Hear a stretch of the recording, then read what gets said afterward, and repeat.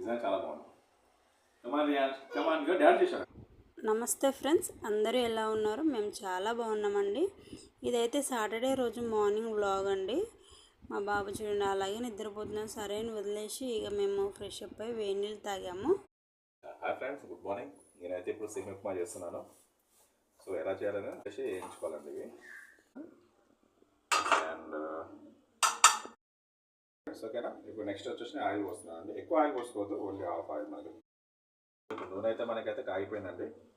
So మనం next అయితే తాలింపు మీద వేసుకుందాం. కొన్ని ఎక్కువ కూడా అవసరం లేదు నాకు. ఓకేనా.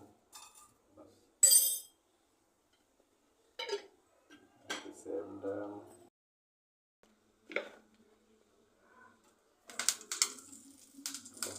సిమ్లో పెట్టుకోండి.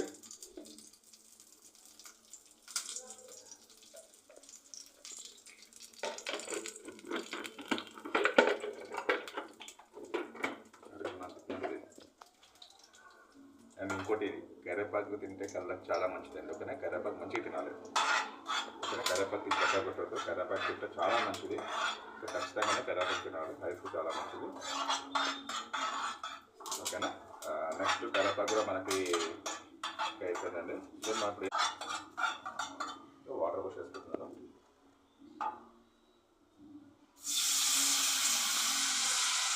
ఓకేనా.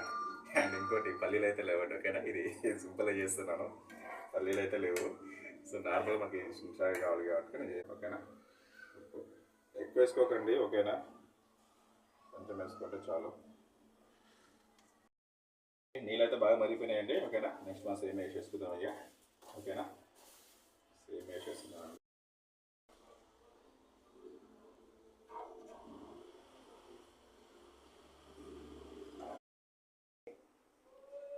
Good morning. లేవలే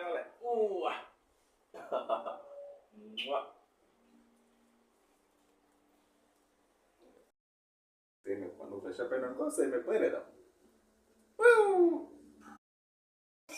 ఓకే, కంప్లీట్ అయిపోయిందండి మాది ఉప్మా. సేమియా ఉప్మా కంప్లీట్. ఓకే, తిందాం ఇక.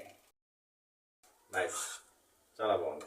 మా ఆయనకి ఈరోజు ఈవినింగ్ షిఫ్ట్ అవ్వడం వల్ల ఆయననే బ్రేక్ఫాస్ట్ చేశాడు, మా బాబుకి స్నానం చేయించాడు. ఇక తినడానికి కూర్చున్నాము. నిన్నటి కొంచెం పెసరట్టు ఉంటే కొంచెం పెసరట్టు వేసుకున్నాను. ఇక ఉప్మా పెట్టుకొని ముగ్గురం కూర్చొని తింటున్నాము. ఆయన చేసిన ఉప్మా ఆయననే తింటున్నాడు. చూడండి ఎట్లా ఉందో. చాలా బాగా సింపుల్గా చేసినా కానీ బాగా వచ్చింది.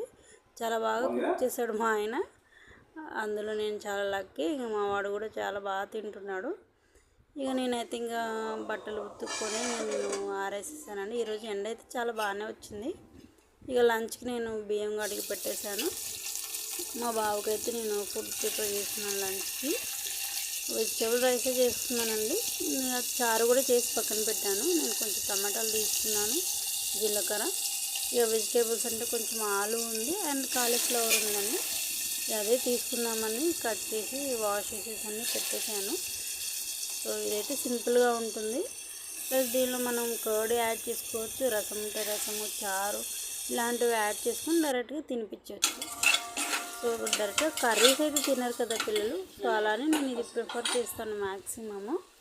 ఇది ఒక 2 times పెడతాను డైలీ. నేను ఈవినింగ్ స్నాక్స్ అంటే ఏం చేయను తన వరకు. మకానా ఉంటే మకానా ఇస్తాను, బట్ అవి లేవు ఇప్పుడు. చాయ్ బిస్కెట్, పాల బిస్కెట్ కన్నా ఇదే చాలా బెటర్ అనిపిస్తుంది నాకు. సో చేసి నేను తినిపిస్తాను. ఇక మాది రైస్ ఉడుకుతుంది, కర్రీ కూడా అవుతుంది సైడ్కి. సో బాబు కోసం చేస్తున్నాను.